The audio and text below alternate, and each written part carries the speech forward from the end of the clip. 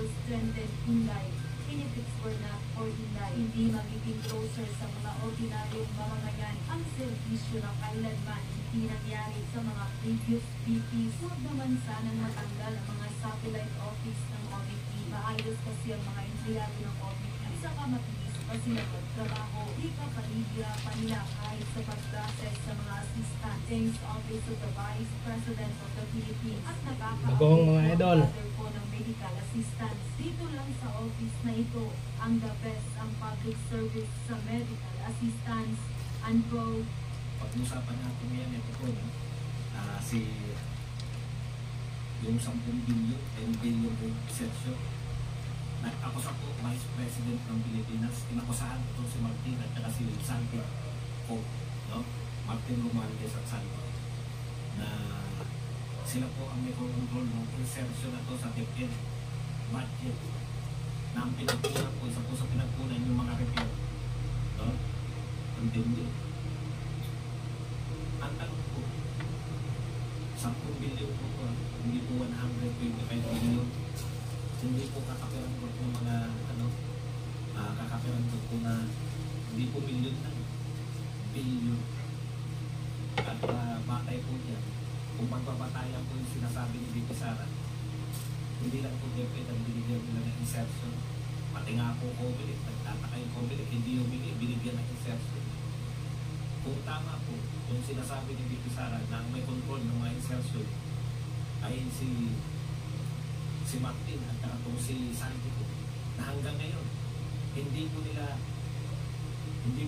bukod sa sinasabi nung nagbubuto lang si VP Sara, no? Sagutin niyo po na maayos. Una, hindi sila sumasagot. Ikalawa,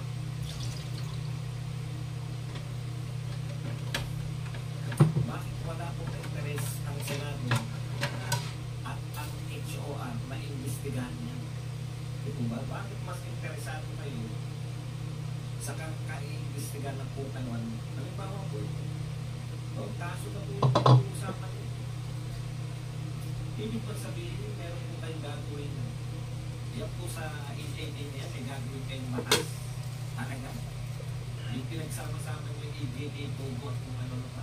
Isa lang naman po yung gusto nyo. Kita nyo ngayon, naiugnay nyo.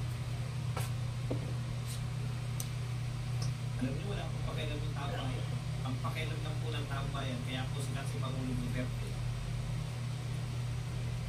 nagwalang drugs, nawala ang droga sa komunidad, tumahimik ang komunidad. Ngayon, balik ng droga. Pinagmamalaki, kita niyo si Bustoyo, nag-guess si Secretary Abad ang sabi, pero sa bawat 10 trend ay dulot ng droga. Ano unang reaksyon ni Toyo? Ano sabi ni Toyo? Bumalik na. Alam na alam kasi ng mga mamamayang Pilipino. Bakit gano'n na sinabi ni Toyo? Nataranta tuloy si Abang. Ay hindi, dati pa yun. 2 beses umulit. Ngayon, sa bawat 7 krimen, bawat 10 krimen, 7 dyan, drug related. Bumalik na po yung droga. Sabi naman ni Toyo, siyempre, wala naman, hindi naman niya alam yung statistics. Pahiya ko. Namigo, kahit na anong paninira ninyo sa war on drugs, kahit anong paninira ninyo kay Pangulong Duterte, no? Totoo po, alam naman ng taong bayan. Alam po ng taong bayan na marami po nakumba. Marami po doon sa kilala po ng mga taong bayan.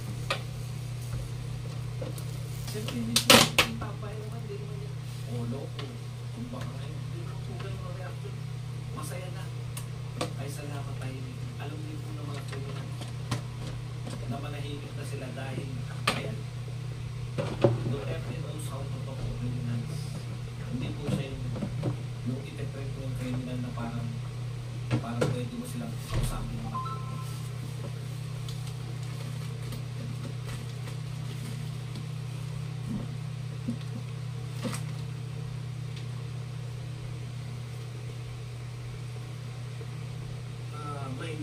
may Bucor official na naman na lumitaw na inamin raw niya na tinawagan siya ni former President Duterte to congratulate doon sa mga 3 Chinese na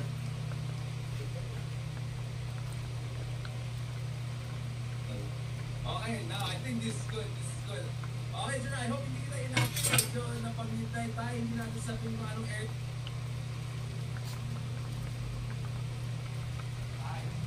Hello? Ako si Father Roy Galien. At ako po si Father Hans Magdulang, muli tayong magsasama-sama sa isa na namang masarap at masayang kwentuhan dito sa